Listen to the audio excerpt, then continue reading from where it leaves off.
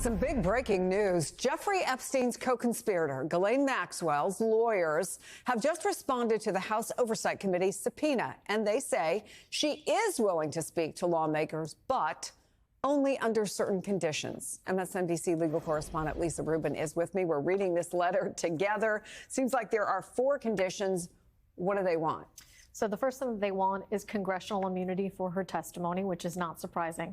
But some of the other things they want are maybe a little bit more surprising. They want all of the questions in advance so that she can adequately prepare for the interview and do a deep dive, they say, into the millions of pages of documents in their possession. They also say that she's not willing to testify, even with a grant of congressional immunity, Chris, until after her case is over. And that includes not only the Supreme Court's resolution of her petition for their review of the case, but also what she says is a forthcoming habeas petition. And let me just unpack that for you and our viewers.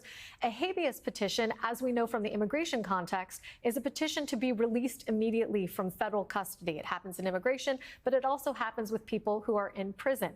Ghislaine Maxwell is complaining through this letter, but has also complained over time, that the conditions in which she has been held are monstrous, torturous. Nobody should have to bear them. And theoretically, that's going to be the basis of her habeas petition.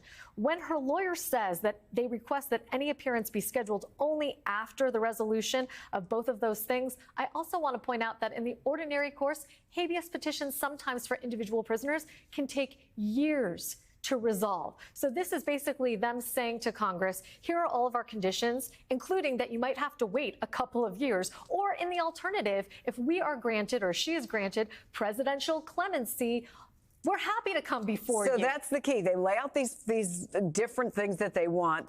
In the alternative, if Ms. Maxwell were to receive clemency, she would be willing and eager to testify openly, honestly, in public, before Congress in Washington, D.C. Yeah, the in public part is interesting because usually there's always a dress rehearsal before somebody comes before a congressional committee, meaning they will oftentimes give a deposition to staff so that folks are aware of what they will say before they're given a public hearing. But of course, this is really saying the quiet part out loud. Yesterday, her lawyer, David Oscar Marcus, saying that her reply to the Supreme Court was not only an appeal to the justices, but an appeal to the president, a subtle reminder of the fact that she would like a pardon or a commutation. Now he's just saying that quiet part straight out loud. If she has clemency, she's willing to do all of the things that you want, including doing it in public, theoretically in a way that could be televised, unlike in a court proceeding as well, Chris.